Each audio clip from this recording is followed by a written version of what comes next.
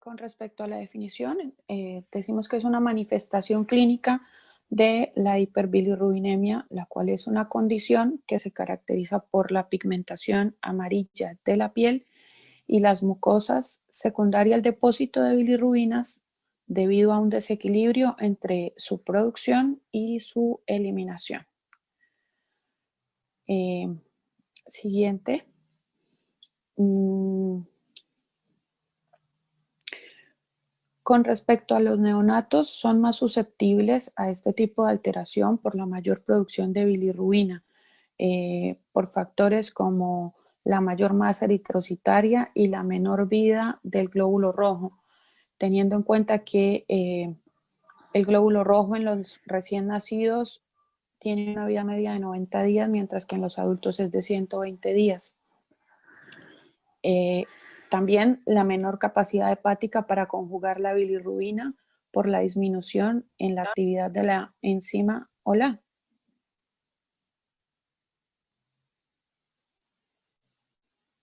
¿me escuchan bien? Sí, sí, sí, se escucha Ah, perfecto. vale. Bueno, también por la menor capacidad para conjugar la bilirrubina por la disminución en la actividad de la enzima glucuroniltransferasa, lo cual va a disminuir su eliminación. La mayor parte de las veces es un hecho fisiológico, en un 60% en recién nacidos a término y hasta en un 80% en los recién nacidos pretérmino. Lupita, perdón, ¿me escuchás? Señora, sí, sí, señora. Habla un poquito más fuerte, Ah, a ver. acércate el micrófono. Ah, Ok, ok. ¿Me escuchan mejor? sí, mejor ahí. Vale. Sí, sí. Bueno, con respecto a la siguiente, eso, perfecto. Con respecto al metabolismo de la bilirrubina, podemos decir que los eritrocitos pasan por los espacios trabeculares del vaso, donde se van a destruir y se libera hemoglobina a la sangre, la cual es fagocitada por los macrófagos. Luego, una enzima llamada hemoxigenasa oxida el grupo hemo y ocasiona la ruptura del anillo de porfiria. Eh, Eso se va a transformar en protoporfirina, hierro, globina y monóxido de carbono. La protoporfirina se va a transformar a biliverdina, reducida por la biliverdina reductasa, y va a formar bilirrubina. Y el monóxido de carbono se va a unir a la hemoglobina y va a formar la carboxihemoglobina. Esta va a ser excretada a los pulmones, excretada en los pulmones formando hierro y siendo liberada a la sangre. Eh, Podemos decir en este caso que más o menos 1 gramo de hemoglobina produce 3 miligramos de bilirrubina. Resulta que otra parte de la bilirrubina va a proceder de la eritropoyesis, la cual es ineficaz, y hay destrucción de los precursores de los eritrocitos en la médula ósea. En el recién nacido, más o menos el 0,6 gramos de hemoglobina, se producen más o menos 0,6 gramos de hemoglobina en 24 horas. El otro 15% viene de otras proteínas como la mioglobina, el citocromo, la catalasa peroxidasa. Y bueno, la bilirrubina indirecta es liberada a la circulación y va a ser transportada hasta el hepatocito unido por la albúmina. Ese transporte puede ser alterado por los ácidos grasos libres que se van a unir a la bilirrubina desplazando la bilirrubina. Puede ser por el estado ácido base, donde se va a disminuir o se puede llegar a alterar la capacidad de fijación de la bilirrubina. Eso puede pasar porque se vea modificada pues, por fenómenos de competición con aniones como salicilatos, como sulfamidas, como la oxacilina, como la gentamicina, furosemida, perdón, en fin. Bueno, en el periodo fetal, toda esa bilirrubina es metabolizada por el hígado materno, pero en el momento del nacimiento debe ser metabolizada por el neonato, ¿sí? Resulta que este neonato tiene enzimas inmaduras. Esto va a generar una limitación en la conjugación y en la eliminación de la misma. Cuando la bilirrubina llega al hígado, es captada activamente por el polo sinusoidal de las células hepáticas y se va a unir a unas proteínas intracelulares. Una de esas proteínas es la proteína Y o ligandina, que es indispensable y solo se produce en el neonato a los 10 días de vida. Y la otra es la proteína Z. Bueno, resulta que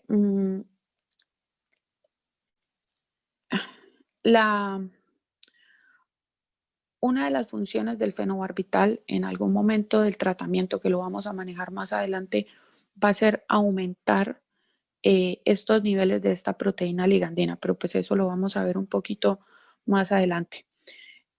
Bueno, la proteína la proteína Z, perdón, va a fijar la bilirrubina y existe en la edad fetal y tiene también una afinidad por los ácidos grasos. De ahí que la bilirrubina lleva al retículo endoplásmico liso y se produce la conjugación.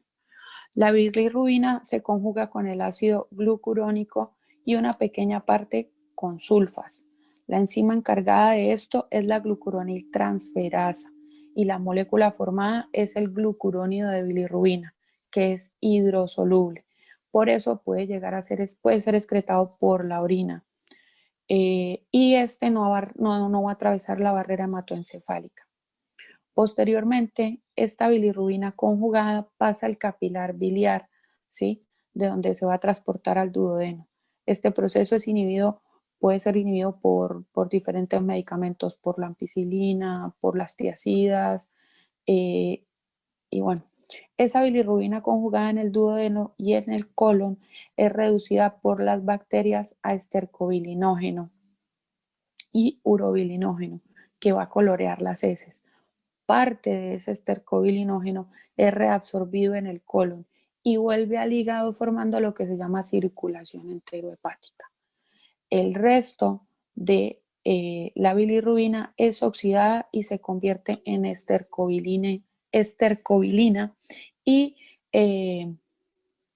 eliminada en las heces, pero en el neonato como hay poca flora bacteriana,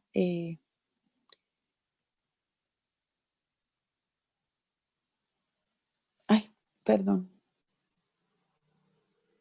Sí, como en el neonato hay poca flora bacteriana, esa bilirrubina directa es hidrolizada por la beta-glucuronidasa y nuevamente la va a desconjugar a ácido glucurónico. Esa bilirrubina libre es reabsorbida en vez de ser excretada. Y la bilirrubina indirecta sí va a circular libremente en el plasma, ¿sí?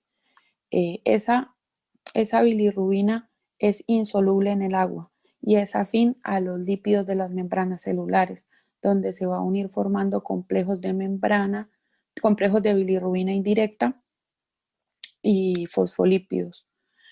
Esto es lo que va a producir la toxicidad por alteración de los procesos de respiración celular, de desacoplamiento de la fosforilación celular, de la fosforilación oxidativa, perdón, y bloqueo en la producción del ATP.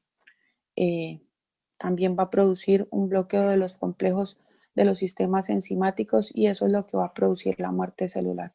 Esta última parte es la que nosotros vamos a tratar de evitar que se genere o que se produzca con los tratamientos, ¿sí? Bueno, siguiente diapositiva, por favor.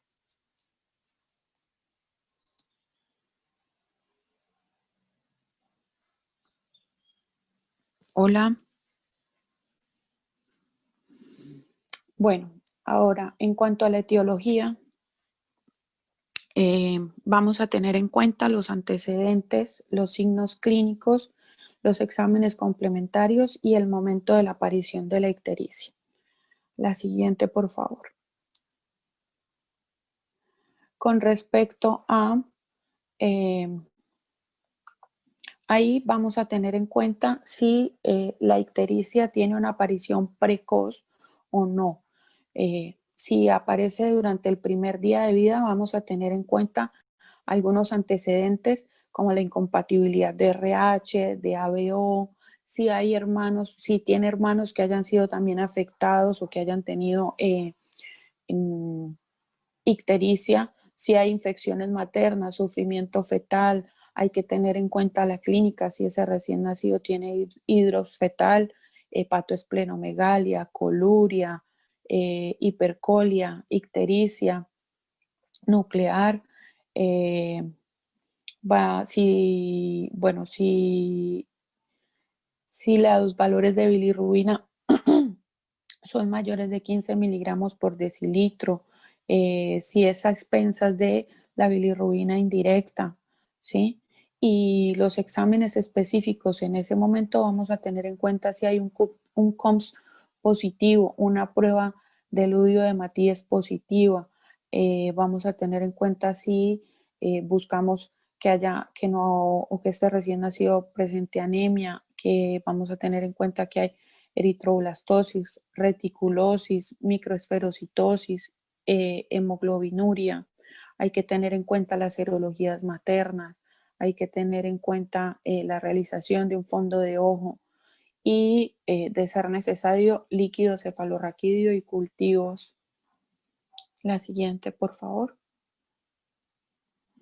Bueno, más o menos durante el segundo y el séptimo día de vida hay que tener en cuenta si es de tipo infeccioso, si hay aumento, si es por aumento en la circulación enterohepática, sea por medicamentos, si hay si es hemolítica no isoinmune. Entonces hay que tener en cuenta las infecciones posibles o probables, si hay sepsis, si hay infección localizada, obstrucciones intestinales, antecedentes familiares, anomalías morfológicas de los hematíes, hemoglobinopatías, déficit de vitamina E. Vamos a tener en cuenta la clínica. Entonces, si el bebé es un bebé séptico, el recién nacido está séptico, ¿sí?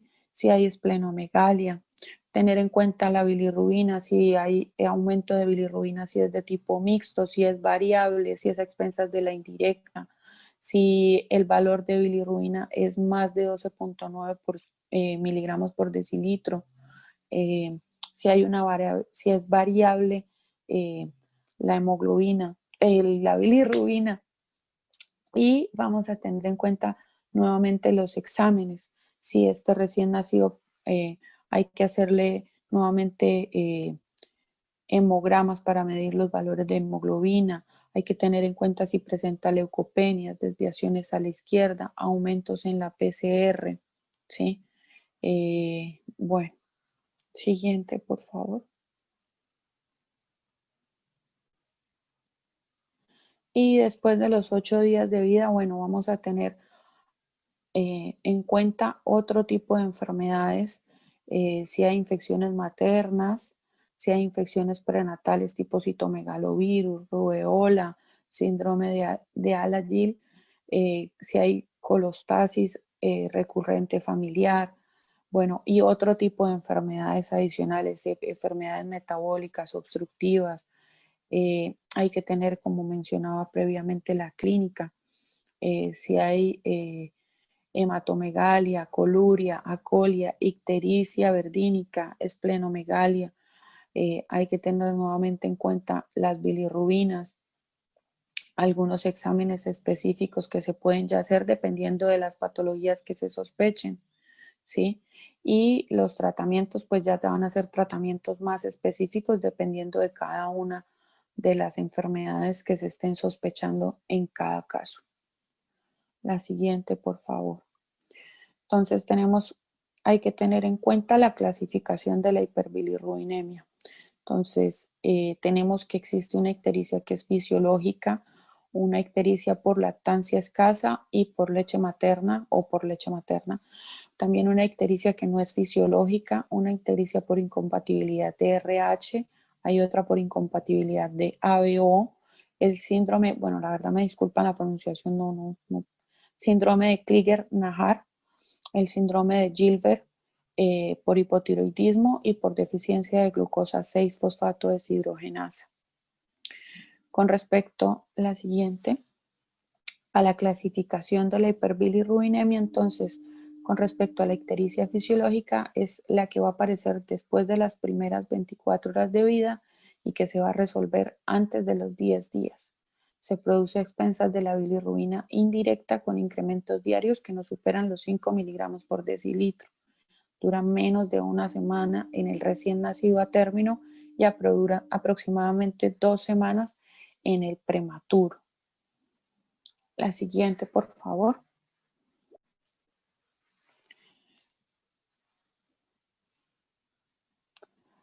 Con respecto a la clasificación, bueno, la ictericia por lactancia escasa y por leche materna, entonces estos son diagnósticos que se consideran por exclusión. Hay que tener en cuenta que la ictericia por lactancia escasa es de inicio temprano, se presenta más o menos durante la primera semana de vida, los niveles de bilirrubina no son muy elevados, no hay hemólisis y es por causa por la escasa producción de la leche materna. Eso lo que va a llevar es a que el recién nacido presente hipoglicemias, pueda llegar a deshidratación y a la ictericia. Y con respecto a la leche materna, usualmente se presenta después de la segunda semana de vida con una etiología bastante incierta, pero se relaciona con la inhibición de la glucuroniltransferasa por componentes de la leche materna como la lipasa, esteroides, nucleótidos, ácidos grasos libres, pregnandiol y a una mayor circulación enterohepática. La siguiente, por favor.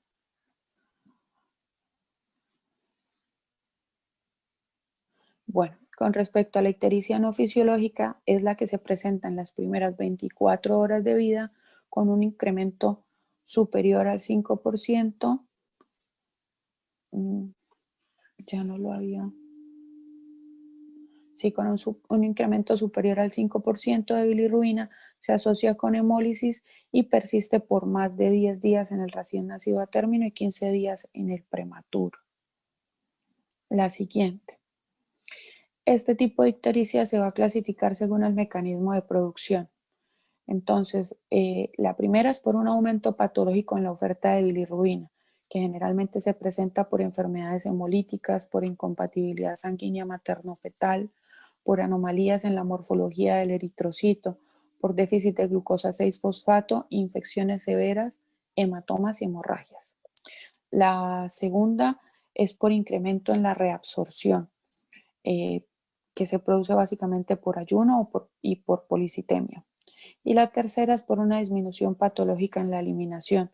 Entonces, como ya lo habíamos visto, por el síndrome de Crigler-Najjar, por el síndrome de Lucey-Driscoll o por el síndrome de Gilbert. Bueno, la siguiente es por incompatibilidad del RH. El mecanismo de esta sensibilización es el paso de glóbulos rojos positivos fetales al torrente sanguíneo de una madre RH negativo. Eso lo que va a producir es anticuerpos IgG e IgM contra el antígeno del RH. Los IgM no van a atravesar la barrera placentaria, pero los IgG llegan al torrente sanguíneo fetal y cubren al eritrocito. Eso va a atraer macrófagos y va a causar hemólisis extravascular en el paso, con un aumento de la eritropoyesis, tanto medular como extramedular. Hipertrofia de las células hematopoyéticas en el hígado y en el vaso y una hipertensión portal, ascitis y disminución de la producción de albúmina, deterioro del gasto cardíaco con una acumulación de lactato, acidosis, hipoxia, falla cardíaca y puede llevar hasta la muerte. Resulta que la incorporación de la IG anti-D ha disminuido los casos de mujeres isosensibilizadas más o menos a 11 casos por 10.000 nacidos vivos, siendo esto una cifra bastante importante. Bueno, y en esta imagen podemos ver pues un resumen de lo que previamente dije, que es la incompatibilidad del RH en una madre RH negativa y en un feto RH positivo. Y es que parte de esa sangre fetal va a pasar a la madre, para lo cual se generan anticuerpos. Esos anticuerpos de la madre pueden volver a pasar a la sangre fetal y destruir los glóbulos rojos, causando la anemia e ictericia en el feto. Bueno, por incompatibilidad de ABO, ocasionado o por interacción de los anticuerpos maternos anti-A o anti-B de una madre con grupo O.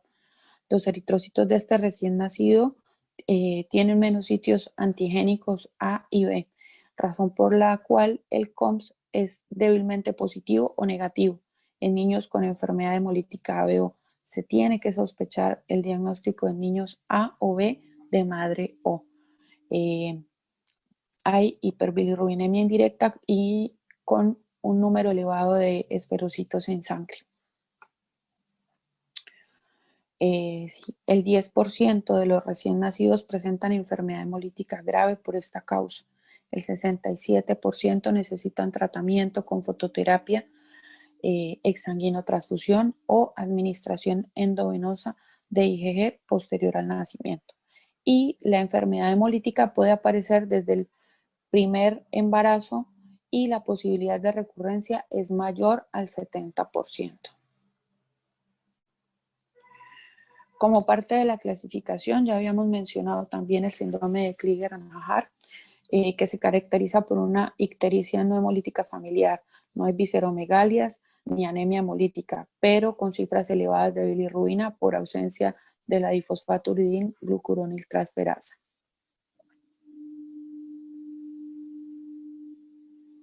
De este síndrome existen dos tipos. La tipo 1 es la persona afectada presenta altos niveles de bilirrubina no conjugado del suero y la concentración de bilirrubinas puede llegar hasta los 20 miligramos por decilitro. Estas concentraciones aparecen desde el nacimiento y persisten durante la vida del paciente. Básicamente los objetivos del tratamiento van a ser que esta bilirrubina indirecta permanezca por debajo de los 20 miligramos y evitar la muerte por kernicterus. Inicialmente en estos recién nacidos la fototerapia debe ser continua por lo menos 12 horas diarias. Y existe también la tipo 2 o el síndrome de Arias, es que en los pacientes que sufren el síndrome de Crigler-Najjar tipo 2 manifiestan una ictericia secundaria a la hiperbilirrubinemia no conjugada. Este síntoma se presenta también de forma neonatal y estos pacientes no presentan mayores alteraciones bioquímicas. El siguiente es el síndrome de Gilbert, que es una enfermedad hereditaria con un patrón autosómico dominante donde existe una disminución de la enzima difosfaturidinglucuroniltransferasa y el tratamiento básicamente son los niveles de bilirrubina en sangre, los cuales pueden fluctuar con el tiempo y es posible que en ocasiones tengan ictericia, pero eso se soluciona usualmente por sí sola sin generar mayores reacciones adversas. También existe la hiperbilirrubinemia ocasionada por el hipotiroidismo. Se presenta en el 20% de estos pacientes con una duración aproximada de 2 semanas debido a la disminución del flujo biliar. También tenemos que se presenta la hiperbilirrubinemia por deficiencia de glucosa 6-fosfato deshidrogenasa. Esta enzima es la encargada de prevenir el daño oxidativo en la célula y los eritrocitos con ausencia de esta enzima son susceptibles a que se presente hemólisis por trastornos en el gen que codifica su producción en el cromosoma X. Los afrocaribeños tienen solo el 10 al 15% de actividad de esta enzima y son un grupo de riesgo para tener la enfermedad. Bueno, entonces, pasemos a la siguiente, por favor, porque esto ya lo habíamos visto en las anteriores. Con respecto a los efectos tóxicos de la hiperbilirrubinemia en el sistema nervioso central y el pronóstico, podemos decir que afecta de manera irreversible las neuronas, en especial en las del prematuro, y es un proceso que se denomina kernicterus. Esto interfiere en la síntesis del DNA mitocondrial con una ruptura de los filamentos que van a inhibir la síntesis proteica y la fosforilación. Altera la afinidad por los fosfolípidos de membrana y las señales neuroexcitatorias y la conducción nerviosa. Los factores agravantes son la hipoalbuminemia, como ya lo habíamos visto antes cuando expliqué todo el metabolismo de la bilirrubina, y También hay condiciones que alteran la barrera hematoencefálica, produciendo acidosis, hiperoxia, sepsis, prematurez e hiperosmolaridad. Y esto pues evidentemente puede llegar a generar el kernicterus. La siguiente, por favor.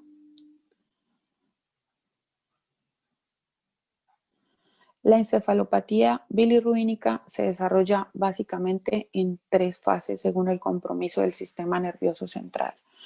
La fase 1 puede ser por una pobre succión y puede generar estupor, hipotonía, convulsiones. En la fase 2 puede llegar a haber estupor moderado, irritabilidad, hipertonía, retrocólis o pistótonos, episodios de llanto que alternan con somnolencia e hipertonía. Y en la fase 3 puede haber retrocólis o pistótonos pronunciado, alimentación pobre, apnea, fiebre, estupor, coma profundo, convulsiones y muerte, y un daño irreversible evidentemente del sistema nervioso central.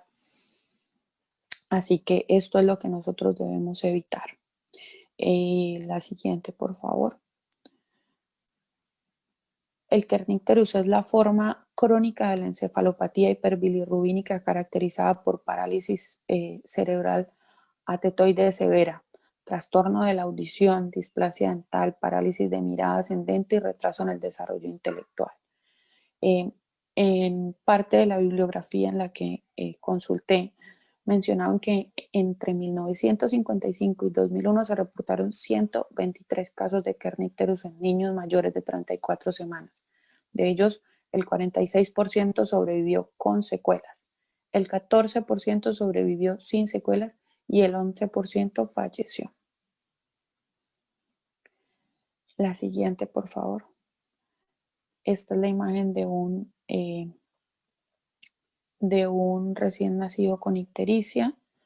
Y ahora vamos a ver la evaluación del recién nacido ictérico.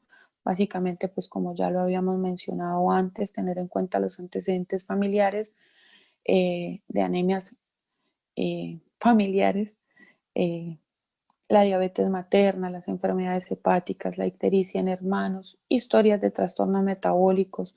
Hay que, como mencionaba previamente, buscar datos del embarazo como infecciones, hemorragias, ingesta de fármacos o exposición a tóxicos.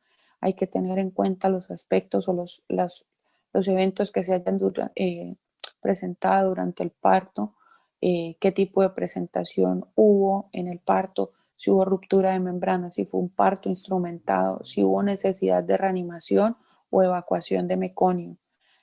Hay que tener en cuenta el inicio de la ictericia, dificultades en la alimentación, si este recién nacido ha presentado vómito, hipotermia, fiebre, diarrea o alguna alteración en el estado de conciencia.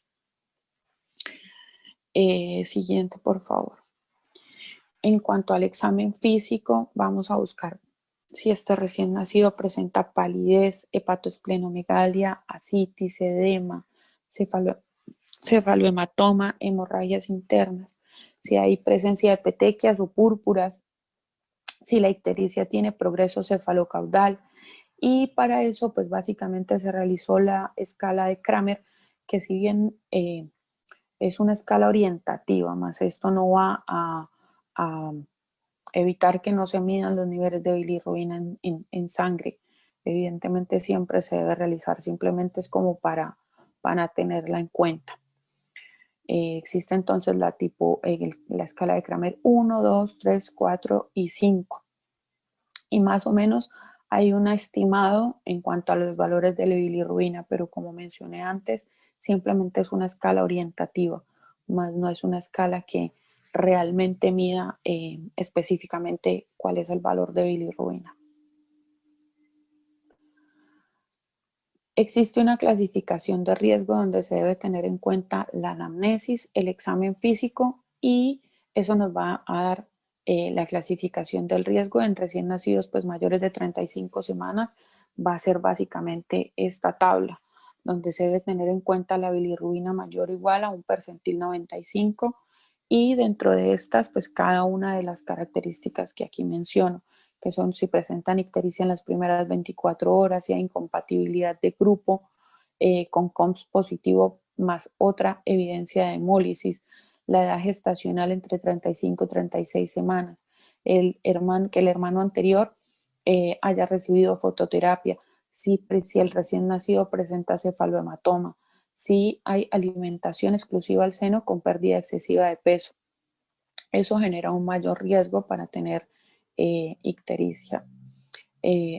También existe un riesgo moderado, que es la bilirrubina con percentil entre 75 y 95, una edad gestacional entre 35 y 38 semanas, una ictericia observada antes de la salida y un hermano anterior con ictericia.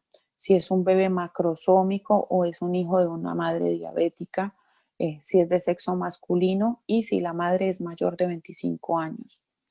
Y que tenga un riesgo bajo es si es un recién nacido mayor de 41 semanas, si es una lactancia materna exclusiva, si es un recién nacido de raza blanca, como lo mencionaba antes, pues por el antecedente, si es afrocaribeño, tiene mayor riesgo de tener la enfermedad.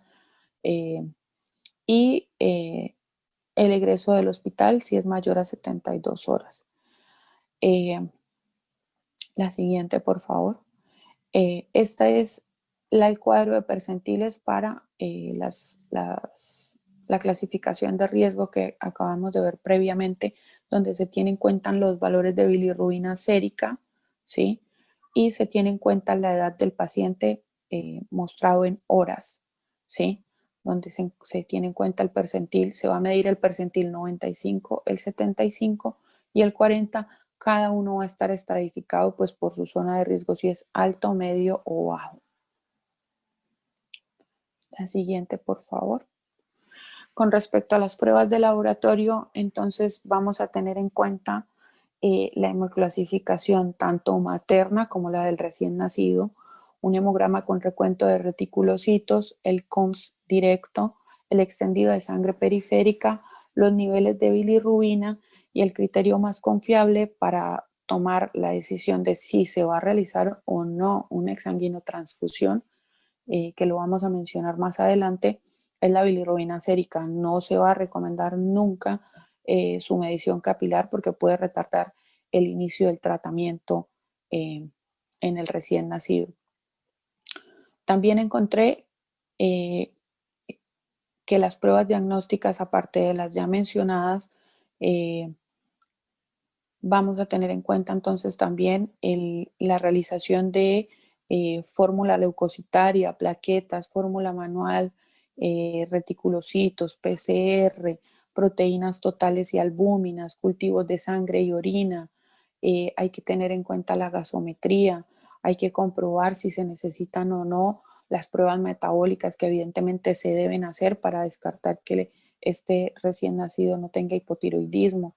Se deben medir los niveles de bilirrubina directa.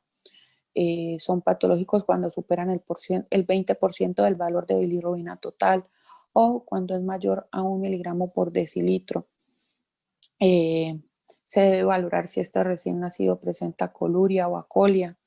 Y pues evidentemente hay que tener en cuenta otros laboratorios como la glucosa 6-fosfato deshidrogenasa, si existen antecedentes familiares. El origen geográfico o étnico sugiere o presenta, va a sugerir si tiene una buena o no respuesta al tratamiento con la fototerapia. Si hay sustancias reductoras en la orina, se puede hacer también una ecografía abdominal si se sospecha alguna hemorragia suprarrenal o de colestasis. Bueno, siguiente. Bueno, esto fue lo mismo que acabo de mencionar. Siguiente. Aquí ya vamos a empezar a hablar acerca del tratamiento. Entonces hay que tener en cuenta el régimen de vida. Es indicación de ingreso toda ictericia que se considere como patológica. Vamos a tener en cuenta entonces la alimentación. Debe haber una adecuada hidratación del recién nacido. Se debe adecuar la alimentación si se sospecha de una enfermedad hepatobiliar o de alguna metabolopatía. Si se piensa que es debido a la lactancia materna, se debe aumentar la frecuencia en las tomas, pero si a pesar de ello la bilirrubinemia sobrepasa los 18 miligramos por decilitro, se puede considerar la sustitución de 2 o 3 días por una fórmula de inicio y reintroducirla si presenta hiperbilirrubinemia importante. Lo cual es poco probable, pero pues se va a suprimir de...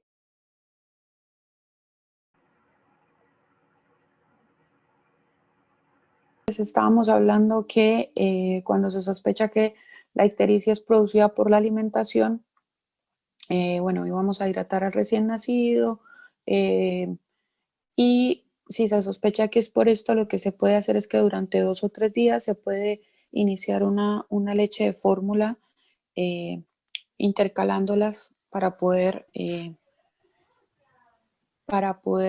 mejorar un poco ese síntoma de la hiperbilirrubinemia y poderlo suprimir eh, definitivamente.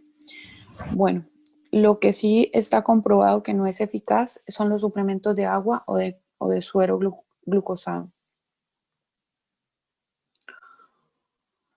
Bueno, aquí vamos a iniciar entonces el tratamiento más utilizado, que es la fototerapia, y es la medida de utilidad indiscutible, o sea, las radiaciones lumínicas dan lugar a la fotoisomerización de la bilirrubina con formación de fotobilirrubina más hidrosoluble. Básicamente este es como el principio activo de esta fototerapia, o esa es como, sí, el principio activo. Y lo que sí es que tiene unas reacciones adversas y es la colestasis, el síndrome de niño bronceado y un rash eritematoso que se puede producir. La porfiria congénita es una contraindicación para la fototerapia. En este tipo de casos no se debe proporcionar. La siguiente, por favor.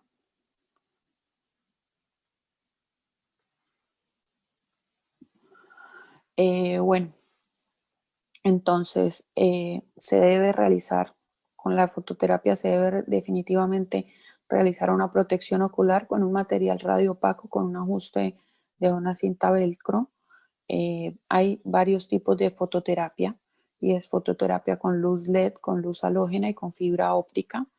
Hay unas indicaciones o unas preferencias que se deben tener en cuenta que, que se cumplan, ¿sí? Y es que cuando se utilizan luces LED o halógenas se deben colocar sábanas blancas en una cuna o en una incubadora.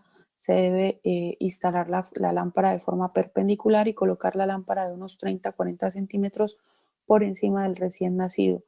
Se deben vigilar las pérdidas sensibles e insensibles y también la temperatura. Se le debe realizar al recién nacido un cambio de posición más o menos unas cada 3 horas. Y cuando es por fibra óptica con luz halógena, se debe realizar protección genital, tanto ocular como genital.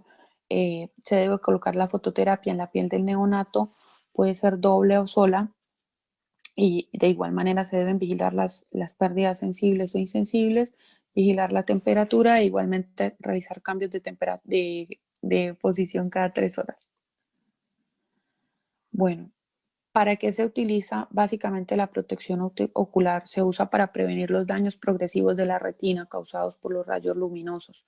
Como la luz puede resultar tóxica para la retina inmadura, siempre deben protegerse los ojos con parches oscuros.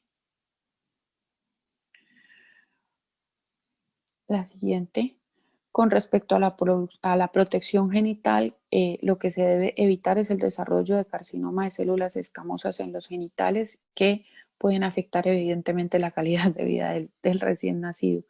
Y lo que se sugiere es que esa protección sea proporcionada como por un poliéster que va a proporcionar una mejor protección de los rayos UV y factores tales como la baja porosidad y masa del material, va a disminuir la cantidad de penetración de estos rayos y de cualquier de cualquier tipo de tejido. Otro tipo de tratamiento es la exsanguinotransfusión, que es la remoción mecánica de la sangre del paciente y su reemplazo por sangre de un donador que sea compatible. Se recomienda si la fototerapia falla o los niveles de bilirrubina son muy, muy elevados. Básicamente los objetivos van a ser eliminar el aumento o el exceso de bilirrubinas, eliminar los hematíes sensibilizados con el anticuerpo y corregir la anemia. Se recomienda la exanginotransfusión si la fototerapia falla. Se realiza calculando, o sea, básicamente lo que se hace es calcular el doble de la volemia del paciente, removiendo el 85% de los glóbulos rojos circulantes y reduciendo la bilirrubina en un 50%. Y puede haber un rebote por el paso de bilirrubina de los tejidos hacia la circulación, por lo cual también se va a utilizar fototerapia adicional. Esta es la siguiente, por favor. Va a ser una gráfica de los valores de bilirrubinas en recién nacidos mayores de 35 semanas para la realización de exsanguinotransfusión. Entonces, básicamente lo que se va a hacer es compara la bilirrubina sérica o pone dentro de sus variables la bilirrubina sérica y la hora de vida de este recién nacido. Y va a decir cuál es el recién nacido de bajo, mediano y alto riesgo para poder realizarse esta exsanguinotransfusión. Detrás de todo esto, siguiente, hay unos riesgos. Y los riesgos de esa exsanguinotransfusión es que hay una mortalidad del 0.3%, que si bien es muy baja, estaría muy bien tener en cuenta que sí existe una mortalidad y que es bastante, si bien dice ahí que es muy baja, es bastante cuando el recién nacido fallece, cosa que nadie quiere que suceda. También hay que tener en cuenta que dentro de los riesgos están la sobrecarga hídrica, las arritmias, la trombosis, la perforación de vasos, la anemia, la trombocitopenia, la coagulopatía, la onkalitis, la sepsis, el riesgo de transmisión de citomegalovirus, VIH y hepatitis B, la hipocalcemia, la hipercalemia, la cianosis, el vasoespasmo y el riesgo de enterocolitis necrotizante en el 5% de los recién nacidos. Otro tipo de tratamiento es la gamma-globulina. Entonces, se debe utilizar en enfermedad hemolítica autoinmune, ya que reduce la necesidad de exsanguinotransfusión. La anterior, por favor. Gracias. No, la anterior. Eso. Bueno, la dosis de la gamma-globulina va a ser de 0,5 a 1 gramo por kilo en 2 horas y se debe repetir a las 12 horas si hay necesidad. Está indicada cuando los niveles de bilirrubina están 3 miligramos por decilitro por debajo del valor para exsanguinotransfusión. O sea, es lo que debemos utilizar antes de llegar a utilizar la exsanguinotransfusión. Su uso reduce la necesidad de la exsanguinotransfusión en un 72% y disminuye el tiempo de fototerapia y hospitalización. La siguiente.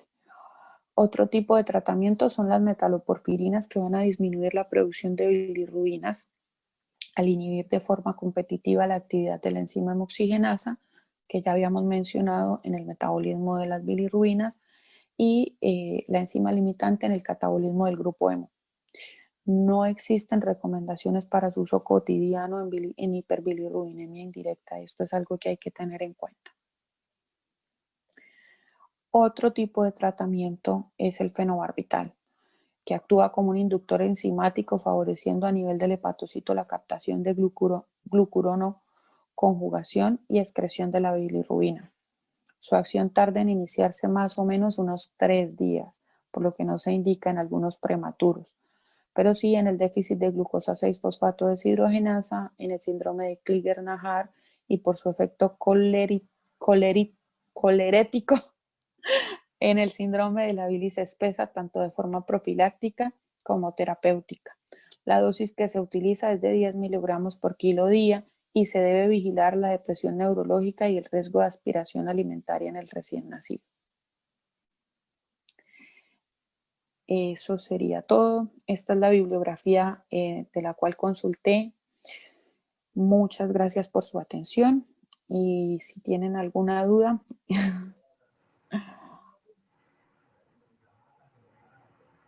Bueno. Bueno, ¿alguien quiere preguntar algo, aclarar algo, acotar algo? Algo.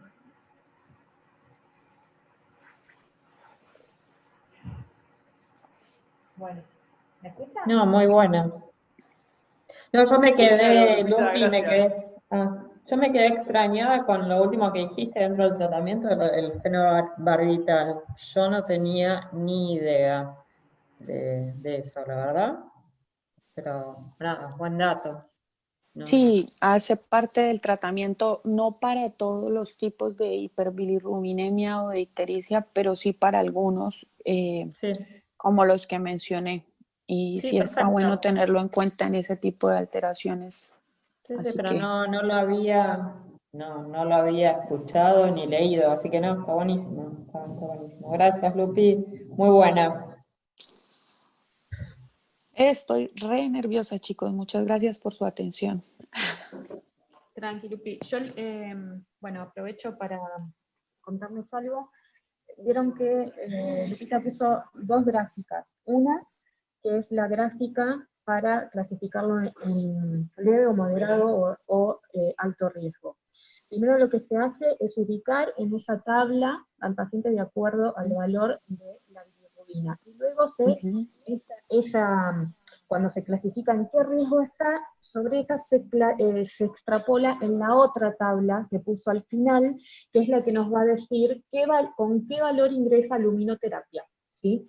Y lo otro que quería comentarles es que actualmente se utiliza como valor de 30 para realizar exsanguinotransfusión, pero siempre lo que se hace primeramente es que mientras llega un tiempo, se tienen que obviamente preparar todo, entonces mientras tanto al bebé igual se lo pone en luminoterapia, y en ocasiones desciende un poco y zafa del exsanguino.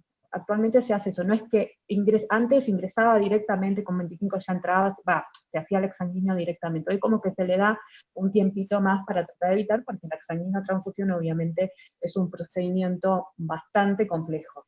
¿Sí? Nada, simplemente contribuir con esto. Sí, bastante complejo y riesgoso para el recién nacido. Exactamente. Y luego, bueno, siempre tengan en cuenta que la presencia de ictericia se clasifica como, lo mencionó Lupita, en la que es de la primera semana, la que va de 7 días a 14 y la que es de más de 14 días. Y siempre tener en cuenta que un paciente, por ejemplo, que tiene más de 14 días y se presenta ictérico, lo que vamos a sospechar en primer lugar o es la sepsis o la atresia de vía biliar. ¿Sí? En ese caso, la diferenciación lo vamos a hacer a través, bueno, obviamente pidiendo la bilirrubina total y observando la bili directa, que tiene que ser un valor superior a 2 o el 20% de la bilirrubina total. Eso ya nos orienta hacia la atresia de la vía biliar, la cual tiene resolución quirúrgica. Y si no se realiza la cirugía, el paciente va a evolucionar a un Kernicterus. Por eso es muy, pero muy importante hacer el diagnóstico oportuno. ¿Sí? Tal cual. Así que tener en cuenta eso. En general, a su vez, las de la primera semana, las primeras 24 horas se da por incompatibilidad de RH, y la de ABO se da después de las 24 horas. ¿Sí? Y es un poco más leve que la de la incompatibilidad de RH. Y ya está, no dio nada. Buenísimo. Bueno, Buenísimo. muchísimas gracias a todos. Gracias, Lupita, Lupi. muy completa. Y bueno, nos vemos el lunes por Zoom, chicos. Bárbaro. Chau, chau. Chao. Chao, Lupi. Muy buena Gracias, activación. Lupi. Chao. Gracias.